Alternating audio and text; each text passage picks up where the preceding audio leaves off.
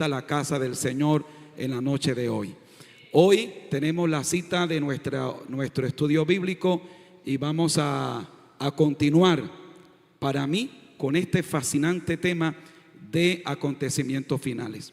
La semana pasada, más bien antes pasada, iniciamos este tema y de manera introductoria consideramos algunas de las profecías cumplidas del Señor de la primera venida.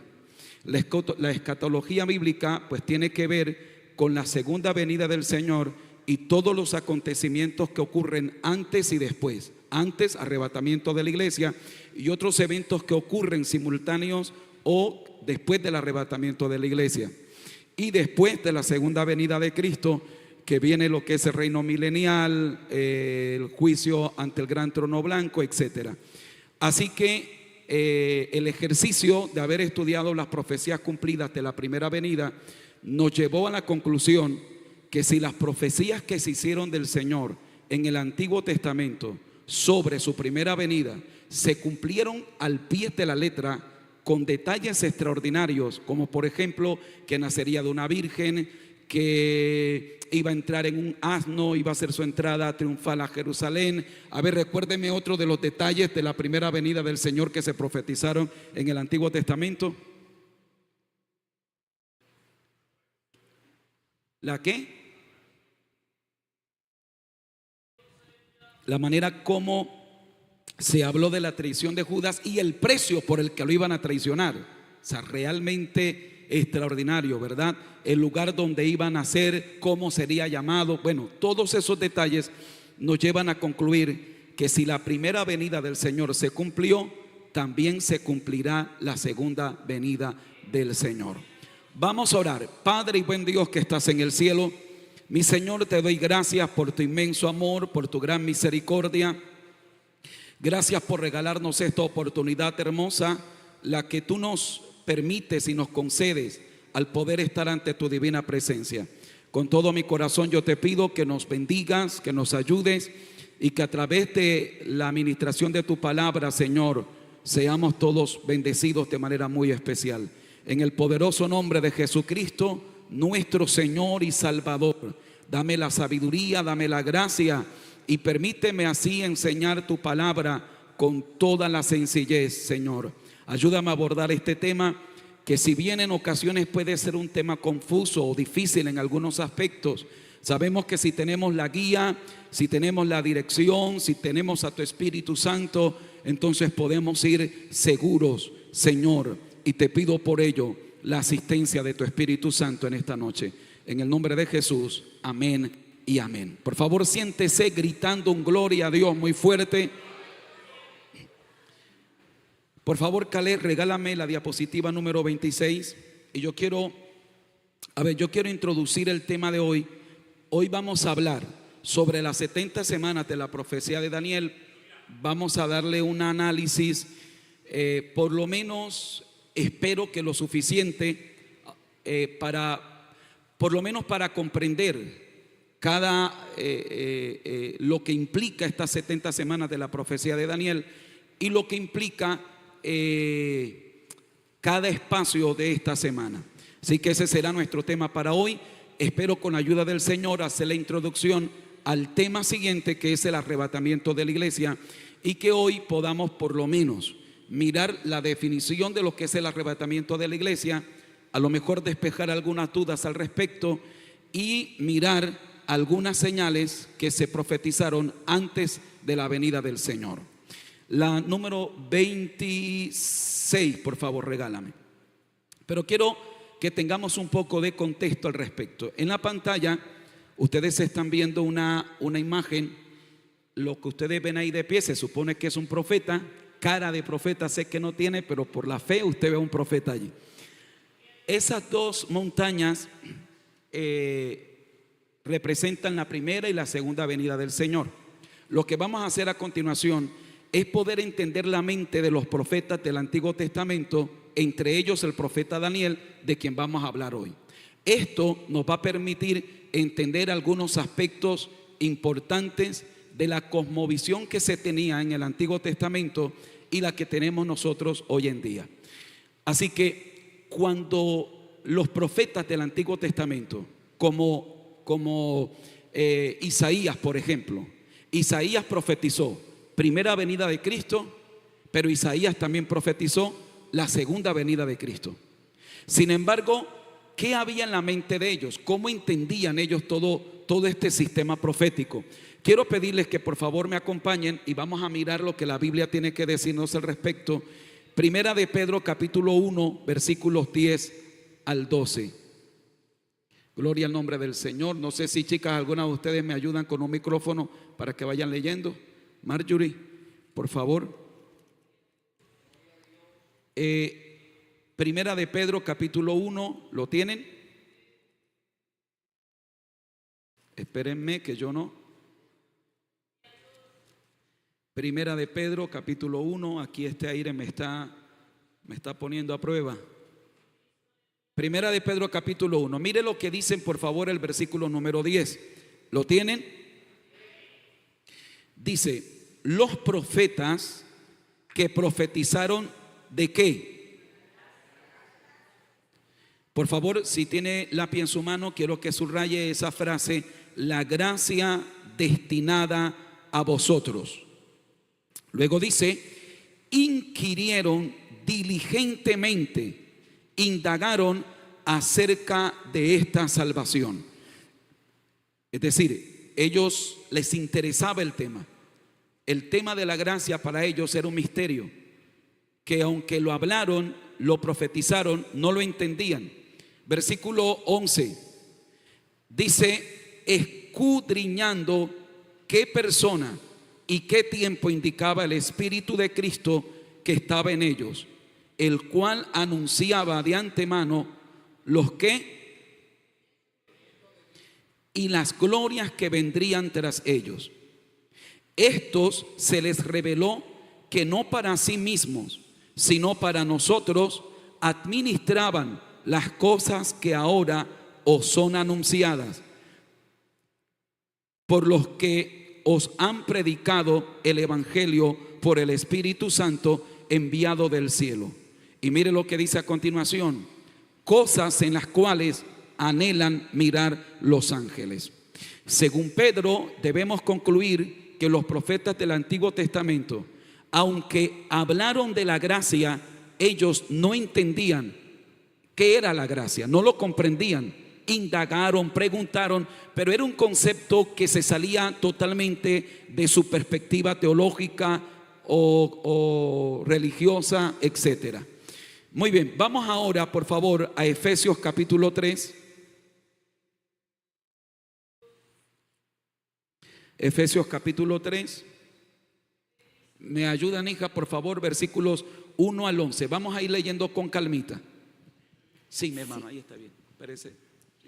Por esta causa yo, Pablo, prisionero de Cristo Jesús, por vosotros los gentiles, si es que habéis oído de la administración de la gracia de Dios. Ok, observen esta frase y subrayenla por favor, administración de la gracia de Dios. Administración de la gracia de Dios. Esa palabra administración en el original indica también dispensación. Es una palabra griega que traduce economía o administración. Dispensación, administración, tiene que ver con un tiempo determinado por medio del cual Dios va a administrar su trato con los hombres. Así que aquí encontramos entonces el concepto de dispensación de la gracia, administración de la gracia o economía de la gracia. Muy bien, sigamos por favor. Que me fue dada para con vosotros, que por revelación me fue declarado el misterio, como antes lo he escrito brevemente. Por favor, quiero que subrayen ahora esa palabra misterio. El apóstol dice, a mí se me reveló el misterio. Lo que yo les voy a decir a continuación o lo que yo les he predicado a ustedes es un misterio que a mí se me ha revelado. ¿Cuál es ese misterio? La gracia. El evangelio de la gracia, y es el apóstol Pablo quien lo desarrolla a su total plenitud. Acabamos de estudiar la carta a los romanos y la carta a los romanos nos da una amplia idea de cómo el apóstol Pablo era realmente un hombre preparado sobre este tema de la gracia. ¿Ok? Siguiente, sigamos leyendo, por favor. Leyendo lo cual podéis entender cuál sea mi conocimiento en el misterio de Cristo. Misterio que en otras generaciones no se dio a conocer a los hijos de los hombres. Ok, quiero que subraye ahí esa expresión. Misterio que en otras generaciones, incluyendo a los profetas del Antiguo Testamento, no se dio a conocer. Por alguna razón, el evangelio de la gracia o la gracia quedó encubierto a las generaciones anteriores. Sigamos, por favor. Como ahora es revelado a sus santos apóstoles y profetas por el Espíritu, que los gentiles son coherederos y miembros del mismo cuerpo y copartícipes de la promesa en Cristo Jesús por medio del Evangelio. Ok, la gracia implica entonces que ya no solo los judíos, como entendían perfectamente los creyentes del Antiguo Testamento, incluyendo los profetas, ya no solo la salvación es exclusiva de ellos y de repechaje por ahí alguien que se convertía al judaísmo. No, el evangelio de la gracia implica que ya tanto gentiles como judíos son unos en Cristo. Eso era algo que no era entendido para los creyentes del Antiguo Testamento, era realmente un misterio. Sigamos, por favor. Del cual yo fui hecho ministro por el don de la gracia de Dios que me ha sido dado según la operación de su poder. A mí, que soy menos que el más pequeño de todos los santos, me fue dada esta gracia de anunciar entre los gentiles el evangelio de las inescrutables riquezas de Cristo, y de aclarar a todos cuál sea la dispensación del misterio escondido desde los siglos en Dios. Ok, por favor quiero que subrayen esa frase, dispensación. Dioconomía es en griego, que traduce economía, traduce administrar, traduce dispensación. Pero quiero que subrayen la expresión dispensación, dispensación del misterio escondido desde los siglos en Dios. ¿Cuál es esa dispensación del misterio escondido? La gracia, ¿ok? Hija, sigamos, por favor. Que creó todas las cosas, para que la multiforme sabiduría de Dios sea ahora dada a conocer por medio de la iglesia a los principados y potestades en lugares celestiales. Es tan extraordinario esto que ni siquiera los ángeles eran capaces de entender a plenitud este misterio, al punto que la iglesia ahora, dice aquí, le da a conocer a los ángeles sobre este misterio de la gracia del Señor. Creo que nos falta un último versículo. Conforme al propósito eterno que hizo en Cristo Jesús nuestro Señor. Muy bien, de tal manera, y ya usted va a ver el por qué estoy haciendo este ejercicio, de tal manera que cuando los creyentes del Antiguo Testamento y cuando los profetas del Antiguo Testamento, más destacado entre ellos Daniel, por supuesto, pero Isaías, que habla de primera venida y segunda venida. Pero en esa perspectiva que ellos tienen, ellos solo pueden ver la primera venida y la segunda venida. Pero entre la primera venida del Señor y la segunda venida del Señor hay un valle que a ellos les está oculto, un valle que ellos no alcanzan a ver. Ellos ven perfectamente la primera venida del Señor y alcanzan a ver algún vislumbre de la segunda venida del Señor. Logran ver la cúspide de la segunda venida del Señor, pero ellos no saben que hay un valle entre la primera y la segunda venida. Lo que hay entre la primera y la segunda venida es un misterio. Es un misterio que ellos no entienden, no comprenden. Y entre ellos el profeta Daniel. Entre ese valle está la gracia, está la dispensación de la gracia de la iglesia, en la que en esta dispensación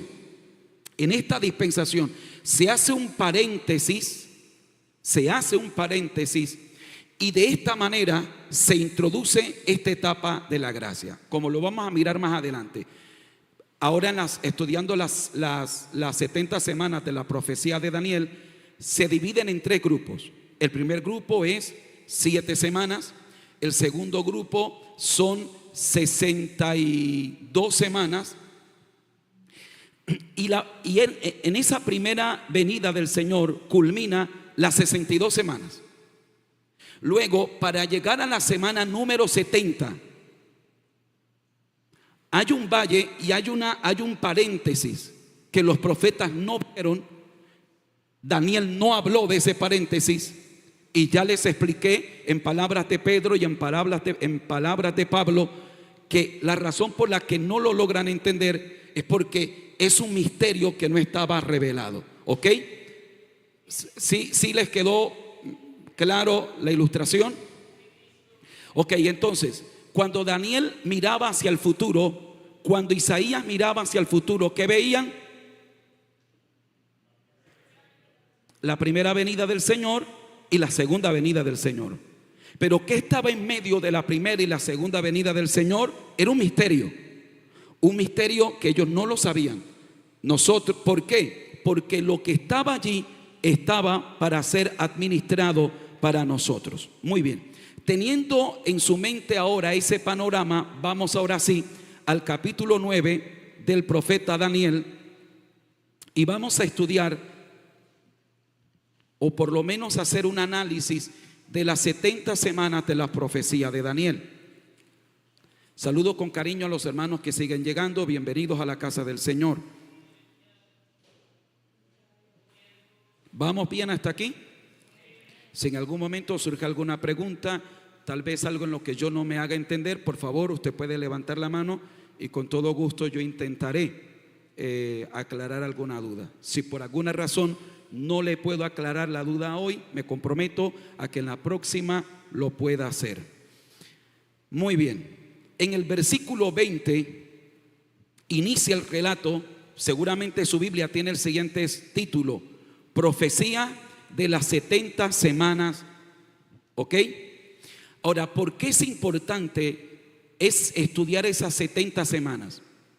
Porque esas 70 semanas, y especialmente la última semana, contiene la base de la escatología bíblica. Es decir, la semana número 70, que es sobre la que vamos a estudiar, de esa semana número 70 depende todo el recorrido escatológico que vamos a hacer empezando por hoy.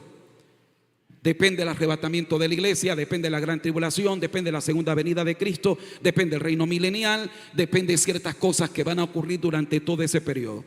Así que por eso es obligatorio estudiar las 70 semanas de la profecía de Daniel. Ahora, hay dos cosas que es importante entender a manera de contexto antes de introducirnos a estudiar las 70 semanas de la profecía de Daniel. Hermano, mire, yo sé, si alguna vez ya usted había estudiado las 70 semanas de la profecía de Daniel, creo que usted va a llegar de acuerdo conmigo que a veces no entendemos mucho, que terminamos enredándonos.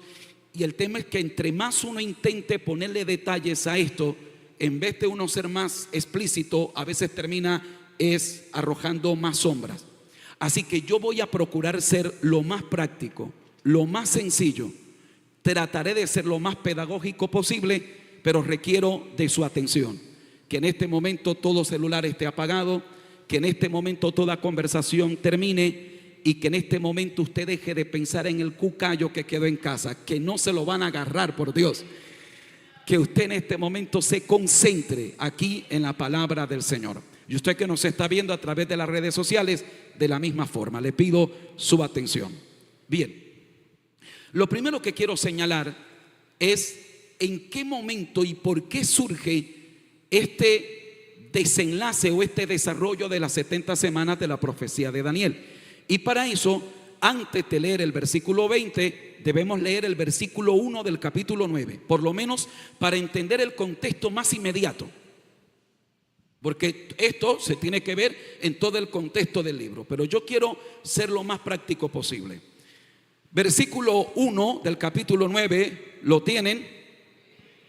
En el año primero de Darío, hijo de Asuero, de la nación de los Medos, que vino a ser rey sobre el reino de los Caldeos, en el año primero de su reinado, yo, Daniel, miré atentamente en los libros el número de los años de que habló Jehová al profeta Jeremías, que habían de cumplirse las desolaciones de Jerusalén en 70 años. Ok, hagamos ahí un pare. El profeta Daniel, como todos los creyentes de su época, ya habían transcurrido el tiempo, se estaba acercando ya el tiempo de que se cumpliera la profecía de Jeremías. Recuerden ustedes que Jeremías es el profeta que profetiza la caída de Jerusalén, ve la caída de Jerusalén y sobrevive a la caída de Jerusalén. Pero Jeremías dijo que después de 70 años que el pueblo sería llevado cautivo por Babilonia, el pueblo iba a regresar y Dios iba a restaurar a su pueblo. Como era lógico para cualquier judío de la época, Daniel un día se sentó a meditar, bueno, ¿cuándo se cumplen los 70 años? ¿Cuándo se cumple? ¿Cuándo llega el cumplimiento de los 70 años? ¿En qué momento el pueblo va a retornar? Así que el profeta Daniel está indagando sobre esto, sobre su pueblo. Daniel no está pensando en los gentiles, Daniel no está pensando en las naciones del mundo, Daniel está pensando en cómo va el tema del trato de Dios con Israel, con Jerusalén. Bien, mientras Daniel está sincera y genuinamente preocupado por cuál será el desarrollo histórico de su nación, es cuando Dios lo aborda en el versículo 20. Hija, por favor, verso 20.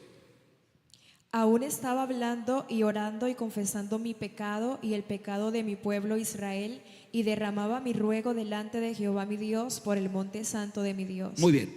Daniel, después de indagar en todo ese tema, hace el capítulo 9 hasta el versículo 19, es una oración de arrepentimiento. Daniel está pidiendo perdón por los pecados de él y por los pecados de Israel. Todo el capítulo está impregnado de Israel. Esto tiene que ver exclusivamente con Israel. Siguiente, por favor.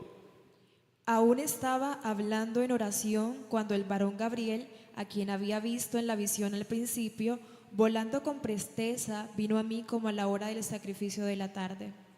Muy bien, aquí sabemos que mientras él está en esa rendición total, Dios envía a un ángel. Le llamamos el arcángel Gabriel. En ninguna parte de la escritura yo he encontrado que la Biblia diga que Gabriel era un arcángel, pero asumimos que es un arcángel por el trabajo que hizo de llevar el mensaje a María, etc. Así que llamémosle arcángel. sigamos la cuerda. Y Gabriel llega de parte de Dios para ilustrar a Daniel. Por favor, con atención, escuchen lo siguiente. Siga. Y me hizo entender y habló conmigo diciendo: Daniel, ahora he salido para darte sabiduría y entendimiento. Al principio de tus ruegos fue dada la orden y yo he venido para enseñártela, porque tú eres muy amado. Entiende pues la orden y entiende la visión. Dos cosas, la orden y la visión. Y aquí lo que viene a continuación es importantísimo para entender los destinatarios primarios de las 70 semanas. Con mucha atención, escuchen, por favor. 70 semanas están determinadas sobre tu pueblo y sobre tu santa ciudad para terminar la prevaricación y poner fin al pecado y expiar la iniquidad. Hagamos ahí una pausa. 70 semanas están determinadas ¿para quién?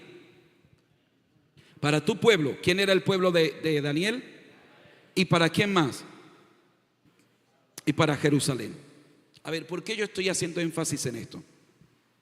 Porque cuando se interpretan las 70 semanas de la profecía de Daniel, hay varios puntos de vista.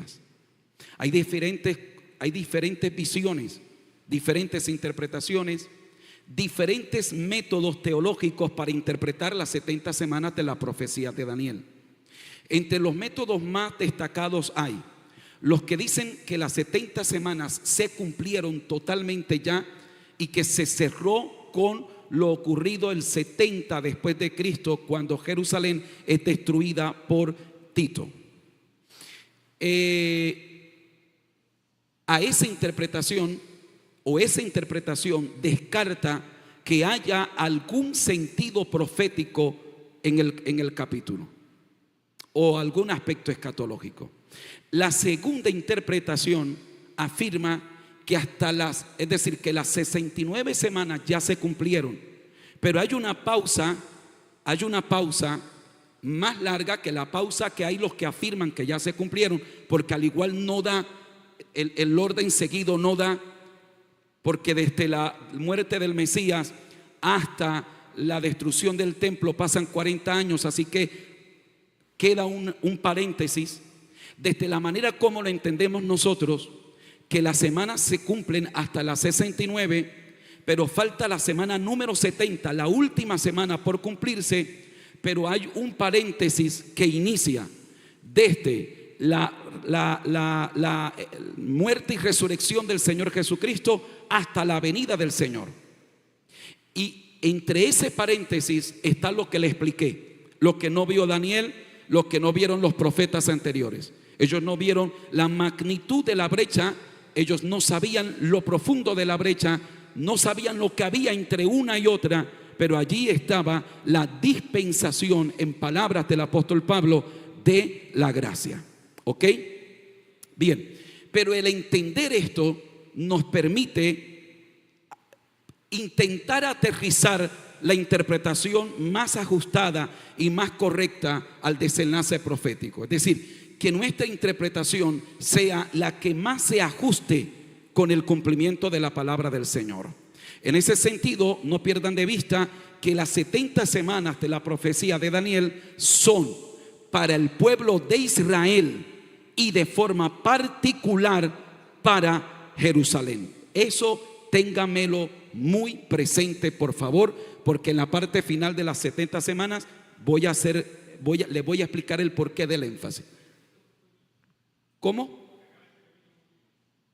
Que las 70 semanas de la profecía de Daniel son exclusivamente o primariamente para el pueblo de Israel y de forma particular o más precisa para Jerusalén. Por supuesto, como todo lo que ocurre en el trato de Dios con Israel, los gentiles terminan siendo involucrados de una forma indirecta, como es el tema de la gracia. ¿Por qué nos lleva a nosotros el evangelio? ¿Por qué nos llega Cristo a nosotros? Porque los judíos lo rechazaron. ¿Ok? Bueno, esa sería la respuesta técnica. Nosotros sabemos que el Señor ya iba a salvar a los gentiles también, y el Señor habría utilizado cualquier otro recurso, pero esa sería la respuesta técnica. Muy bien. Teniendo ya el panorama, entremos ahora sí a las 70 semanas, teniendo en cuenta que nos vamos a encontrar con 3 bloques de profecía o de semanas. Muy bien, por favor, hija. Para traer la justicia perdurable y sellar la visión y la profecía y ungir al Santo de los santos. Sabe pues y entiende que desde la salida de la orden para restaurar y edificar a Jerusalén hasta el Mesías, príncipe, habrá 7 semanas y 62 semanas se volverá a edificar la plaza y el muro en tiempos angustiosos. Ok, paremos allí. Aquí se nos mencionan los 2 primeros grupos. Un primer grupo de 7 semanas y un segundo grupo de 62 semanas. Ocurren cosas durante estas 69 semanas. Sigue, por favor, hija. Y después de las 62 semanas se quitará la vida al Mesías, mas no por sí. Y el pueblo de un príncipe que ha de venir destruirá la ciudad y el santuario. Y su fin será con inundación, y hasta el fin de la guerra durarán las devastaciones. Sigue, por favor. Y por otra semana confirmará el pacto con muchos. A la mitad de la semana hará cesar el sacrificio y la ofrenda. Después, con la muchedumbre de las abominaciones, vendrá el desolador, hasta que venga la consumación y lo que está determinado se derrame sobre el desolador. Muy bien, esa última semana, primero quiero que observe el énfasis que se hace en y por otra semana, que sería la semana número 70, haciendo una notoria pausa entre las 69 que ya transcurrieron y esta semana que viene. ¿Ok? Muy bien, tenemos así 70 semanas. Cuando vamos a estudiar las semanas de la profecía de Daniel, lo primero que tenemos que entender es que estas semanas son semanas proféticas, en primer lugar. Segundo, que no son semanas de días, sino semanas de años. De tal manera que cuando yo hablo de una semana, estoy hablando de ¿qué tiempo? Estoy hablando de 7 años. Una semana normal como la conocemos nosotros tiene 7 días. Pero estas semanas proféticas tienen 7 años. ¿Ok?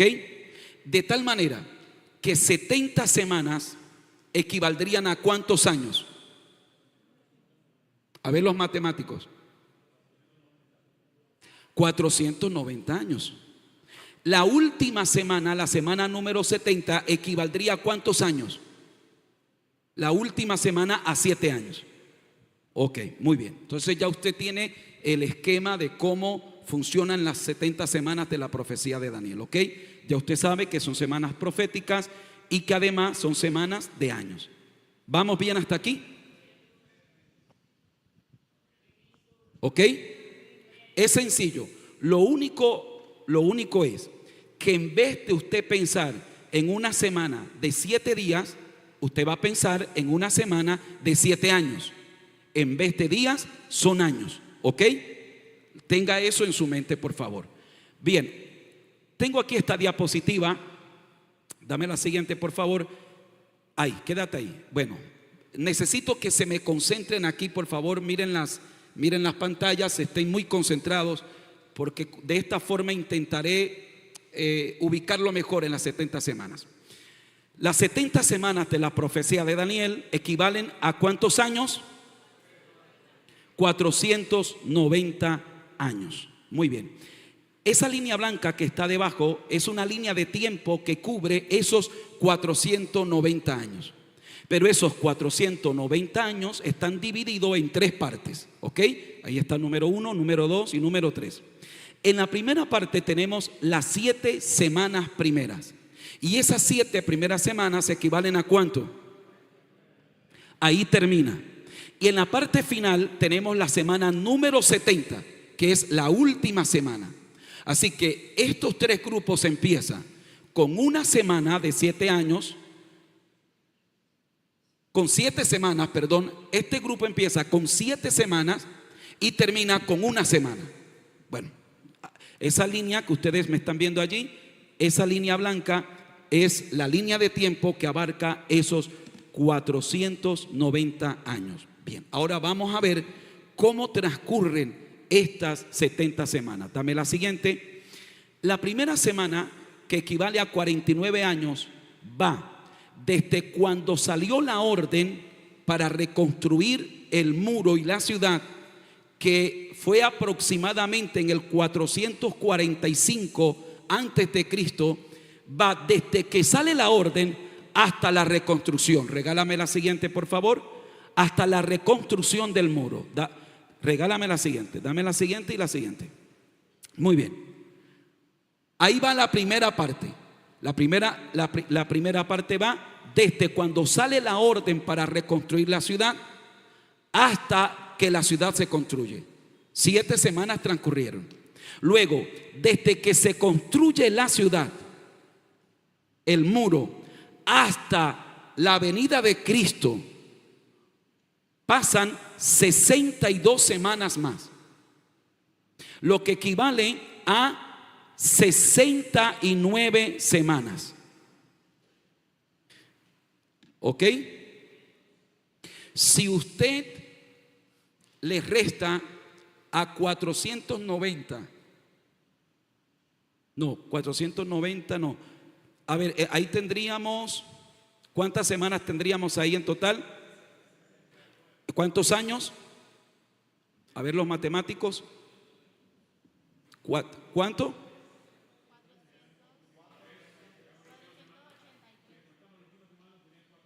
483. Si usted a esos 483, que son las semanas transcurridas, le resta 445, que es cuando empiezan las semanas, ¿cuánto le da?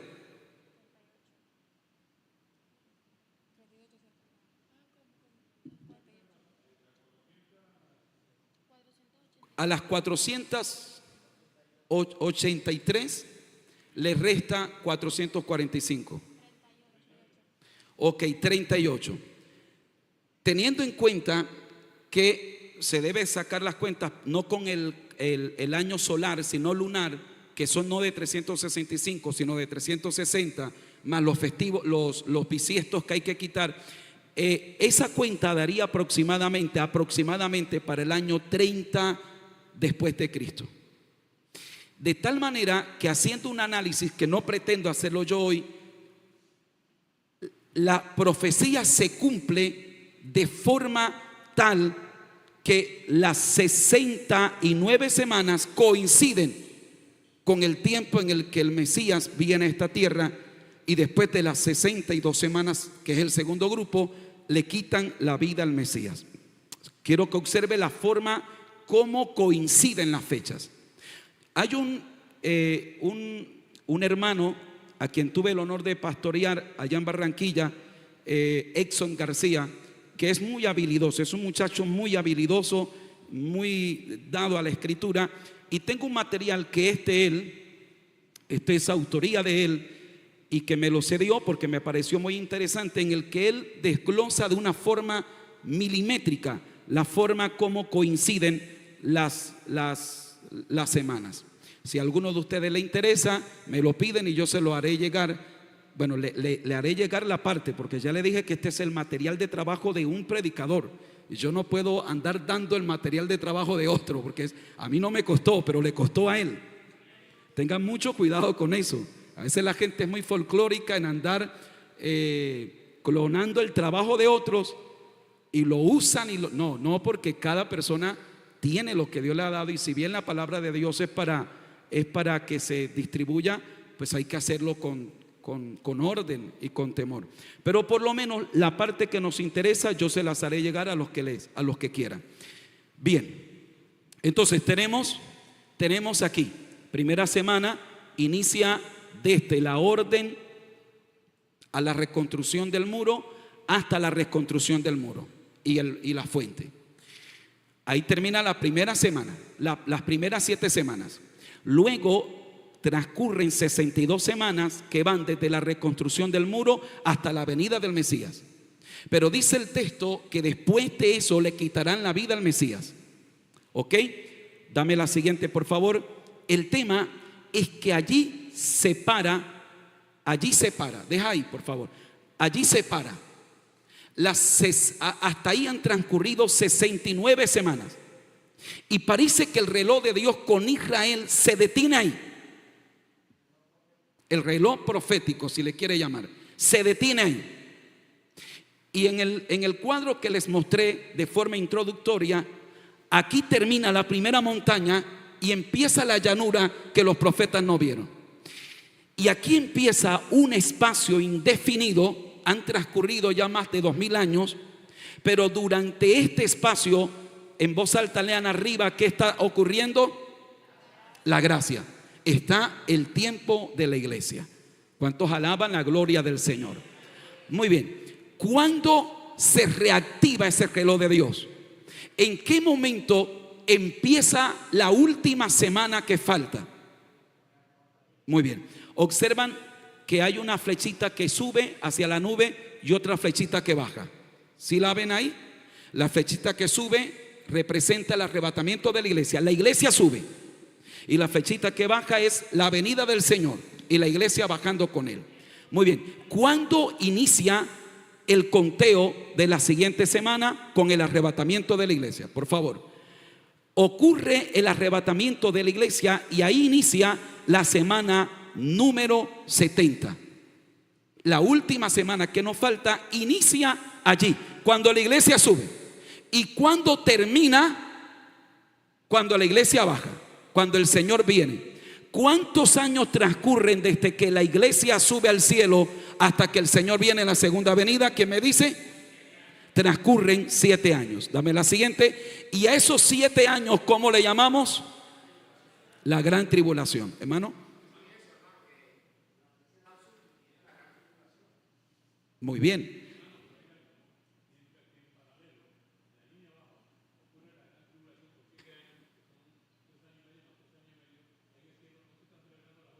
Sí, Señor, así es. Sí, pero cuando yo llegue ya al tema de esa parte, vamos a mirar. O sea, porque ahora nos viene el arrebatamiento de la iglesia. Es decir, aquí estoy haciendo la introducción ya para entrar al arrebatamiento de la iglesia. Ocurre el arrebatamiento de la iglesia, inmediatamente ocurre el tribunal de Cristo. Tribunal de Cristo, inmediatamente bodas del Cordero, la cena en la boda del Cordero. Mientras nosotros estaremos en el cielo celebrando durante 7 años, acá abajo, ¿qué estará ocurriendo? La gran tribulación. Muy bien. Así que ¿cuándo inicia la gran tribulación? Cuando la iglesia suba.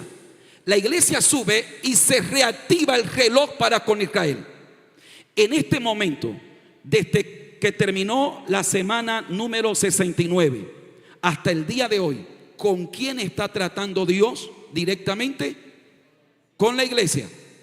¿Quién es el pueblo de Dios en este momento? ¿Y quién conforma a la iglesia?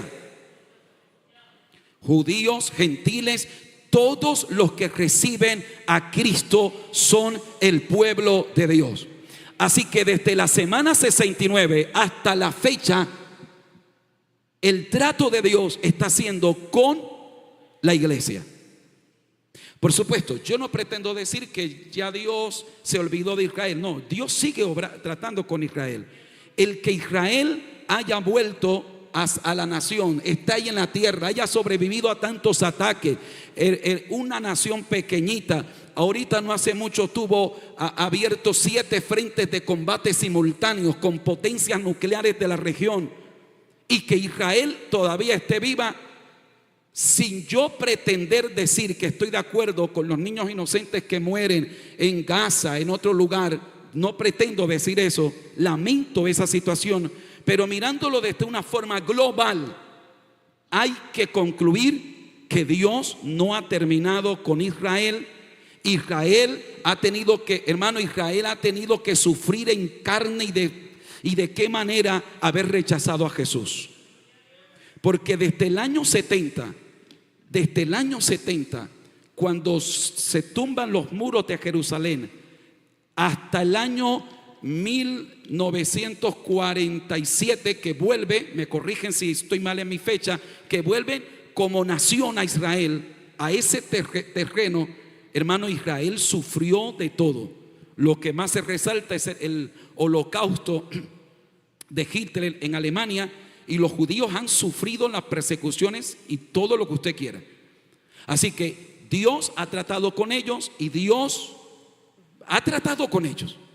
Amén. Y Dios va a seguir tratando con ellos.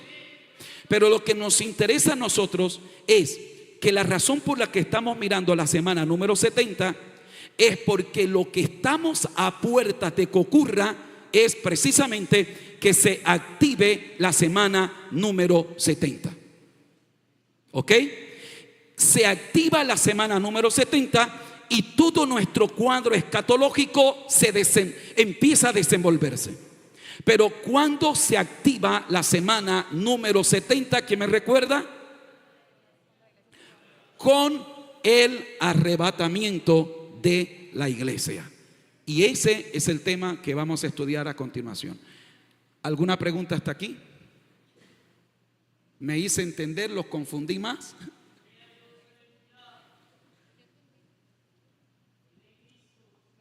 Usted recuerde que, bueno, creo que para los hermanos que nos están viendo, seguramente las diapositivas no iban transcurriendo a la forma como yo se las iba explicando a ustedes. Así que para ustedes que me están viendo ahí en casa, por favor, hijo, vuelve a colocar la diapositiva. Con esta gráfica intento que ustedes, por favor, logren tener un cuadro un poco más completo, por lo menos desde una mirada panorámica de las 70 semanas de la profecía de Daniel. Un repaso y entramos por lo menos a la introducción del siguiente tema. Bien, las 70 semanas de la profecía de Daniel se dividen en 3 grupos. Por favor, todos miren la pantalla. Como están viendo, número 1, número 2, número 3. El primer grupo consta de las 7 primeras semanas. Esas 7 primeras semanas equivalen a 49 años y van desde la salida de la orden para reconstruir la nación, año 445 antes de Cristo aproximadamente, hasta la reconstrucción del muro. Allí han transcurrido aproximadamente 49 años, 7 semanas. Luego, desde la reconstrucción del muro hasta la venida del Mesías, van 62 semanas, para un total de 69 semanas. Pero después de las 62 semanas, dice la Biblia que se le quitará la vida al Mesías. ¿Ok? Se dice también que luego el príncipe de un pueblo que ha de venir iba a destruir la ciudad. Las 69 semanas, yo en el tema de los números trato de no ser muy insistente en el tema de los números, porque depende a veces de la fuente que consultes, te pueden dar ciertas fechas. Por ejemplo, en la Biblia encontramos por lo menos cuatro órdenes que se dieron para reconstruir los muros. La que creemos que es más aceptable es 445 antes de Cristo, pero hubieron otras que se dieron antes, que la dio Ciro, etc. Así que dependiendo de qué fecha escojas, las cuentas te van a dar hacia cierta dirección, hacia la otra. Yo creo que perdemos realmente la esencia cuando nos detenemos a querer encajar que los números caigan milimétricamente, porque perdemos entonces la esencia, el contenido de lo que realmente las profecías nos están diciendo. ¿Ok? Pero dice que después de las 62 semanas, usted lo leyó con nosotros, se le quitaría la vida al Mesías, y el príncipe de un pueblo que había de venir iba a destruir los muros y la ciudad. Las 62 semanas se cumplen justo cuando el Señor Jesucristo hace su entrada triunfal a Jerusalén. Recuerden que antes de eso el Señor Jesús se para sobre un monte, ve a Jerusalén, y el Señor llora sobre la ciudad y dice: Jerusalén, Jerusalén, tú que rechazas a los profetas, los apedreas, por cuanto no conociste el tiempo de tu visitación, no quedará piedra sobre piedra que no sea derribada. Allí se cumplen las 69 semanas. Después de allí se le quita la vida al Mesías y viene el príncipe de un pueblo que ha de venir. Dos detalles al respecto. Primero, de allí, la muerte del Mesías hasta el año 70 transcurrieron aproximadamente 40 años, lo que equivale a una generación. Bíblicamente es el tiempo que Dios da para que una nación se arrepienta. Segundo detalle, dice el príncipe de un pueblo que ha de venir. Ese pueblo indudablemente era Roma, pero el príncipe, bueno, cuando Tito entra a destruir los muros de Jerusalén, es el hijo de Tito su padre. Así que Tito no era emperador, era el príncipe. Así que de alguna manera esa profecía encaja perfectamente en esa descripción. Luego, para los estudiosos minuciosos encuentran que Tito tendría que haber tenido una muerte, porque dice la forma como iba de morir, y pareciera que allí estaba apuntando a la muerte de lo que sería el anticristo. Muy bien, yo quiero, bueno, entonces ya para finalizar esto, hasta allí se nos cumplen las 69 semanas para los que nos están viendo y están viendo la gráfica en la pantalla. Luego hay un paréntesis entre la venida del Señor, termina la semana número 69 hasta allí, hasta el día de hoy. Queda por cumplirse la semana número 70, la última semana. ¿Cuándo inicia a contar esa semana, que serían los últimos 7 años? La flechita, la primera flechita que mira hacia la nube, indica el arrebatamiento de la iglesia. Cuando inicia el arrebatamiento de la iglesia, empieza esa semana, esa última semana que falta. Cuando termina esa última semana, la flechita que está bajando de la nube indica la segunda venida del Señor.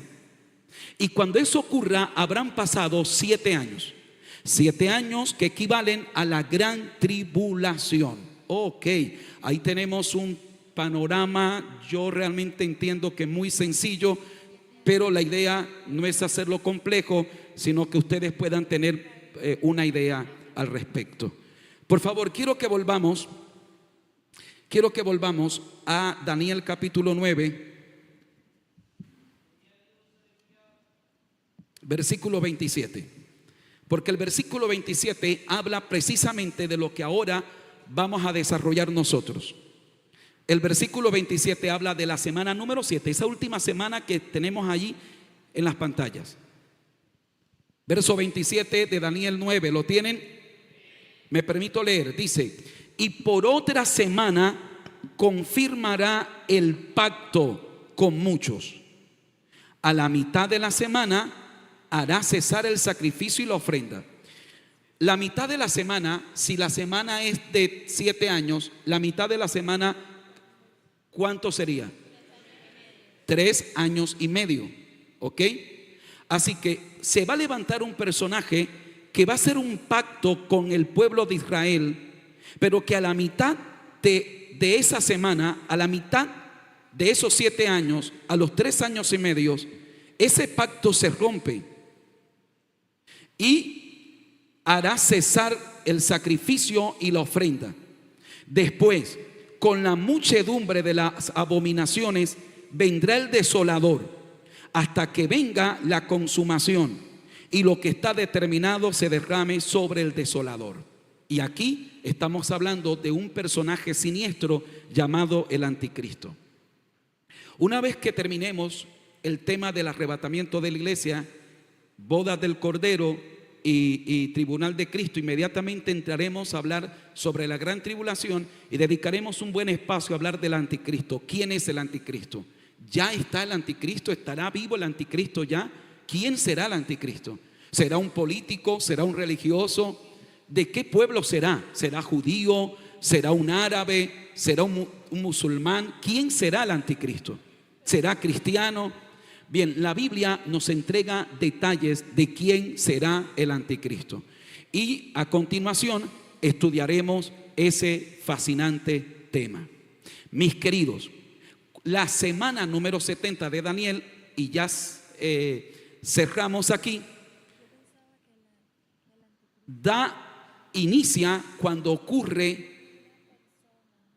lo que conocemos como la esperanza bienaventurada del creyente, el arrebatamiento de la iglesia. ¿Cuántos alaban la gloria del Señor?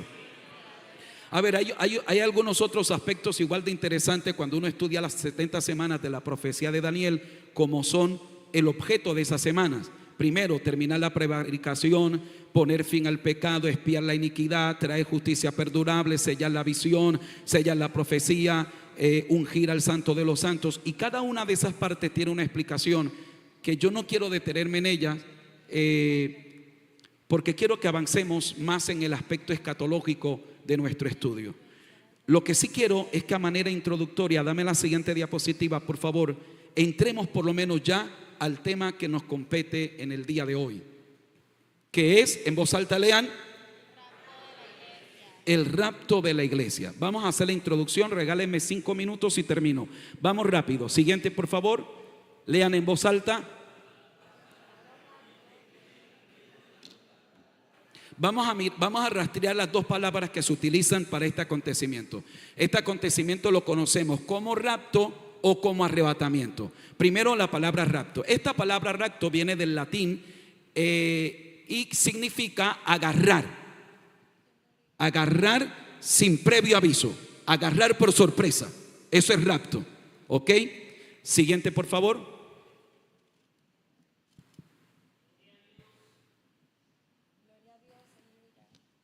Muy bien. Y del verbo ¿qué? Rapere. ¿Qué significa? Aquí estamos, esta palabra es latín, ¿listo? La estamos buscando su significado etimológico, la estamos rastreando desde sus raíces. ¿Qué significa? Transportar de un lugar a otro. Eso es la palabra que utilizamos para rapto. Es agarrar, es transportar de un lugar a otro. El rapto de la iglesia es eso. Cristo viene, toma a la iglesia y la transporta de la tierra al cielo. ¿Cuántos alaban la gloria del Señor?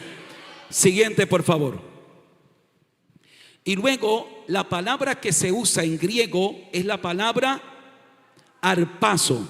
Y esa palabra o harpazo en la gramática griega sobre la alfa hay lo que se llama un espíritu rudo, y entonces se escribe con H, pero se debe leer como J, harpazo, harpazo. Harpazo, que indica ser arrebatado, ser arrebatado. Siguiente, por favor. Bien, ok. Así que aquí tenemos las dos palabras que utilizamos para denominar este acontecimiento extraordinario: rapto de la iglesia y arrebatamiento. Ya tenemos el significado de cada palabra. Ahora vamos al significado bíblico. ¿A qué nos referimos con rapto o arrebatamiento? En voz alta lean. ¿El arrebatamiento qué es? Lean en voz alta.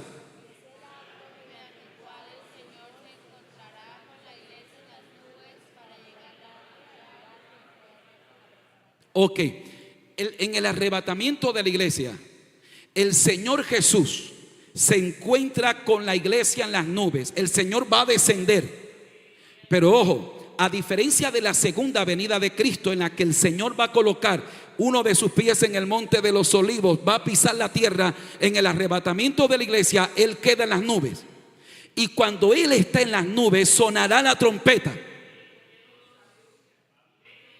Pero no todos oirán el sonar de la trompeta. Ahí se va a decir, el Señor va a decir: sube acá. Estarán dos en un molino, uno será tomado y el otro será dejado. Estarán dos caminando en un campo, uno será tomado y el otro será dejado. Estarán dos durmiendo en una cama, uno será tomado y el otro será dejado. Uno oirá la trompeta, el otro no la escuchará. Uno oirá el sube acá, el otro no escuchará el sube acá. Pero cuando ocurra el arrebatamiento de la iglesia, el Señor viene en las nubes y allí esperará a la iglesia. La iglesia será transportada por el poder del Espíritu Santo a las nubes. Pero lo que ocurrirá, y esto lo vamos a estudiar más adelante, solo voy a hacer la introducción. Lo que va a ocurrir en ese instante será extraordinario. Primero, porque eso será en un abrir y cerrar de ojos.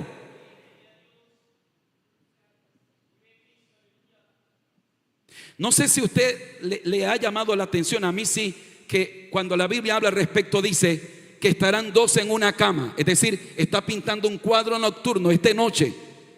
En una parte del mundo será de noche y estarán dos en una cama. Uno será tomado y el otro dejado. Pero luego dice: y estarán dos caminando en el campo, uno será tomado y otro dejado. Porque cuando en una parte del mundo es de noche, en la otra parte del mundo es de día. Lo que implica que el arrebatamiento de la iglesia será instantáneo y el mundo, por lo grande que sea, será pequeño ante el llamado del Señor cuando diga: sube acá. Cuando empecemos a estudiar la gran tribulación, tenemos que decir que la parte más ruda de la gran tribulación iniciará después en la segunda mitad. Pero esa es una forma técnica de decirlo. A la gran tribulación se le conoce con los 7 años completicos. Porque imaginen el cuadro. Va un chofer manejando un bus y es cristiano y oye la trompeta. ¿Qué cree que va a pasar? ¿Cuántos carros?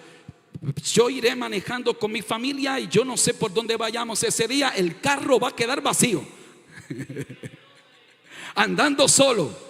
Así que va a haber un caos en el mundo. Van a desaparecer. Hijos empezarán saliendo corriendo como locos. Mi mamá. Yo estaba peleando con mi mamá y desapareció. Esposos estarán diciendo: mi esposa, yo estaba durmiendo con ella, estaba a mi lado y desapareció.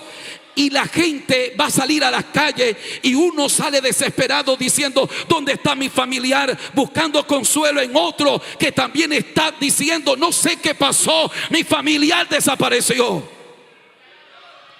La gente va a recordar: esto era lo que la Biblia decía, lo que los pastores decían. ¿Y qué van a hacer? Van a correr a los templos, van a venir a la iglesia, van a tocar el timbre. No, ya Calé no estará aquí para abrir. La gente vendrá a buscar las iglesias, pero el pastor ya no estará.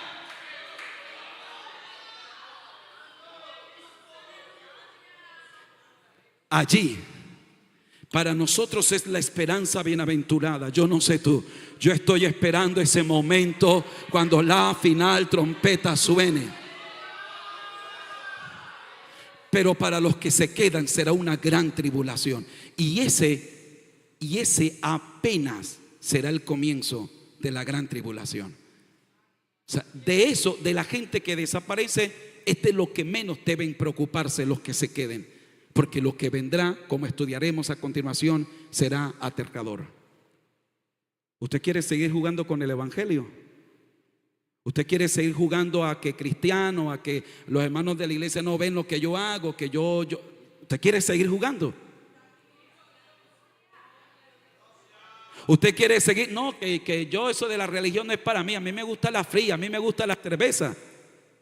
Quiero que sepa que más temprano que tarde va a sonar la final trompeta. Dice la Biblia en ese instante, estoy introduciendo: los muertos en Cristo, mi Padre, que sepultamos el 7 de abril de este año, mi Padre va a resucitar ese día. Los muertos en Cristo resucitarán primero. ¡Ja! Y luego nosotros, tú y yo, si de aquí a allá no hemos muerto, los que hayamos quedado, seremos transformados en un abrir y cerrar de ojo. Porque este cuerpo corruptible no podrá subir al cielo. Todo esto yo lo voy a explicar más adelante. Yo lo voy a desmenuzar. Esto lo vamos a tocar punto por punto. Vamos a mirarlo a la luz de la Biblia. Solo estoy introduciéndolo. Estoy tratando de que usted se me vaya conectando con este fascinante tema. ¿Cuántos alaban la gloria del Señor? Y cuando eso ocurra, cuando suene la trompeta, mi querido hermano, estaremos por siempre con el Señor. Dame la siguiente, por favor, y lean en voz alta. Lean todos en voz alta.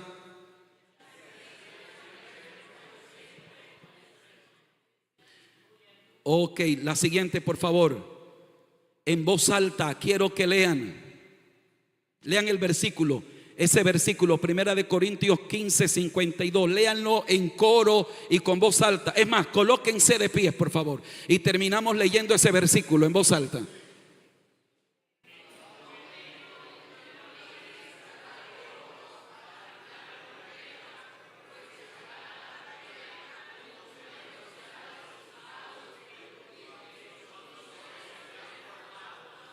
En un momento, en el original esa palabra es átomo, es una fracción, es un abrir y cerrar de ojos. A ver, dígame, ¿cuánto demora usted espabilando?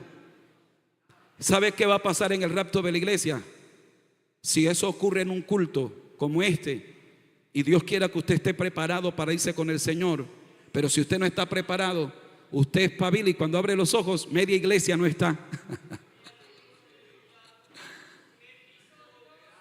En un momento, en un abrir y cerrar de ojos, a la final trompeta, porque se tocará la trompeta y los muertos serán resucitados incorruptibles y nosotros seremos transformados en gloria.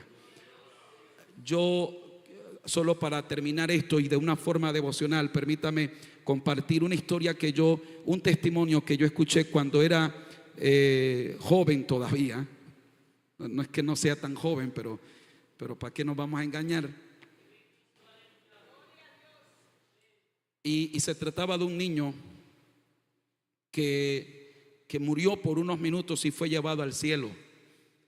Y cuando el niño estaba llegado al cielo, fue llevado al cielo, el Señor le hizo un recorrido y el Señor le mostró todo lo que estaba preparado. El niño cuando regresa dice que vio un ángel que ya tenía la trompeta para tocar. El niño dice que vio unas mesas servidas como para un matrimonio, unas bodas, una muy elegante, esa mesa hermosísima servida. Y el Señor le decía al niño cuando regresara: dile a mi pueblo que vengo en breve, dile a mi pueblo que vengo pronto, dile a mi pueblo que vengo pronto. Hermanos, a veces nosotros perdemos la esencia del evangelio. A veces perdemos de vista el por qué somos cristianos. Nosotros le hemos dado una vuelta tan complicada a esto, que pareciera que fuéramos cristianos para que nos fuera bien en la vida. Soy cristiano para que Dios me dé empleo, soy cristiano para que Dios me dé una casa, soy cristiano para que Dios me ayude, soy cristiano para que los problemas se me solucionen. No, no eres cristiano para eso. Eres cristiano para que cuando suene la final trompeta, tú te puedas ir con el Señor. Mis queridos, pero Dios mío, hemos perdido a tal forma la esencia del evangelio. Hemos perdido el norte del evangelio. Hemos materializado el evangelio. Hemos hecho de Dios una aspirina, que cuando tengo dolor de cabeza le pido. Cuando no tengo nada ni me acuerdo de Dios.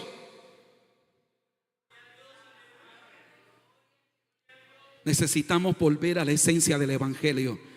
Necesitamos volver a sentir y a decir, como dice en Apocalipsis, el Espíritu dice ven y la iglesia dice ven. Necesitamos volver a decir, Señor ven, Señor ven. Padre, gracias te doy en esta preciosa hora.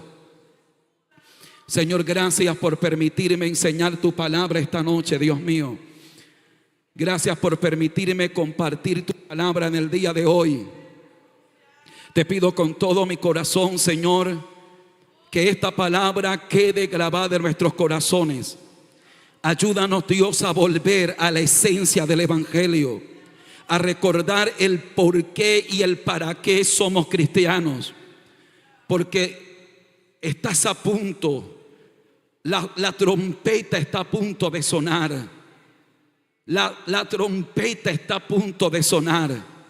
El apóstol Pedro dice: el Señor no retarda su venida, como algunos la tienen por tardanza, sino que es misericordioso, y no queriendo que nadie se pierda, el Señor ha dado un tiempo extra. Mis queridos, lo que estamos viviendo es tiempo extra.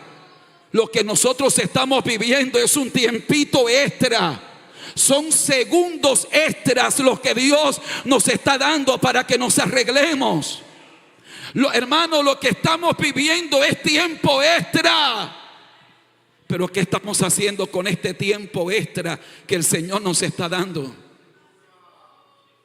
Lo estamos utilizando para desanimarnos, para dormirnos, para relajarnos, y no para estar preparados para la venida del Señor. Padre, en el nombre de Jesús, ayúdanos. Que esta palabra quede tallada en cada corazón, en cada vida. En el glorioso nombre de Jesucristo. Te lo pido, mi Señor.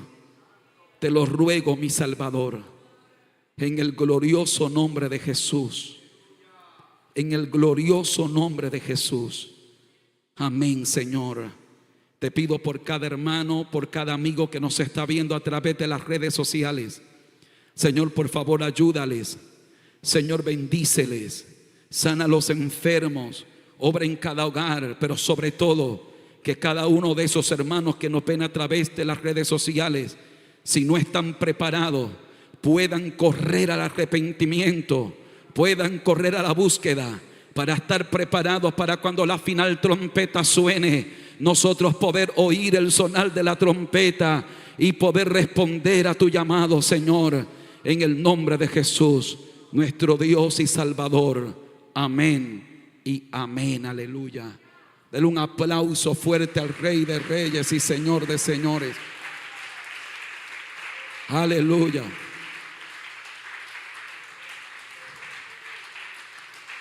¿A cuánto les interesa este tema? ¿De verdad le interesa este tema? No se me va a quedar el próximo jueves. Venga y traiga a alguien que necesite oír esta palabra. El próximo jueves vamos a profundizar el arrebatamiento de la iglesia. Vamos a ver algunos detalles importantes. Entre estos vamos a tocar un tema sobre la resurrección. ¿Sabía usted que hay dos grupos de resurrección? Y que en el primer grupo, que es para salvación, hay por lo menos 7 resurrecciones que habrán. ¿Cómo vamos a resucitar? ¿Cómo será nuestro cuerpo cuando estemos en el cielo? Nos vamos a conocer Todos esos detalles vamos a estudiarlo a la luz de la palabra del Señor. Así que bienvenidos a acontecimientos finales. Ahora sí podemos decir que hemos entrado a nuestro tema. Les espero el próximo jueves. Si usted que nos está viendo desde casita, si vives aquí en la ciudad de Cartagena, no es igual verlo desde las redes sociales que estar aquí en el salón y poder ver las gráficas que muestro y poder tener la oportunidad de levantar la mano y hacer una pregunta. Si vives aquí en la ciudad de Cartagena y no tienes un lugar donde congregarte, te invito a que vengas este jueves.